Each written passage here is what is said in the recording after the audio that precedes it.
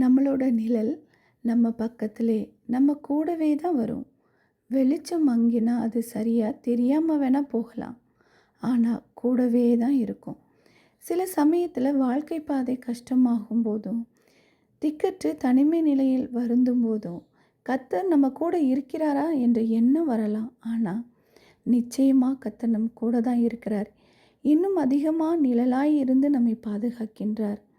ஏசாயா 25:4 கர்த்தர் ஏழைக்கு பலனும் நெருக்கப்படுகிற எளியவனுக்கு திடனும் பெருவெள்ளத்துக்கு ஒதுங்கும் நிழலுமாயிருக்கிறார் என்று வாசிக்கிறோம். கர்த்தர் திக்கற்ற பிள்ளைகளுக்கு சகாயராய் இருப்பார். கர்த்தர் நம் வலது பக்கத்திலே நமக்கு நிழலாயிருக்கிறார். பகலிலே வெயிலாகிலும் இரவிலே நிலவாகிலும் நம்மை சேதப்படுத்துவதில்லை. கர்த்தர் நம்மை எல்லா தீங்குக்கும் விலக்கி காப்பார். அவர் நம் ஆத்துமாவை காப்பார். கர்த்தர் தாமே இந்த வசனங்களின்படி தொடர்ந்து நம்மை ஆசிர்வதித்து பாதுகாத்து வழி நடத்துவாராக. ஆமேன்.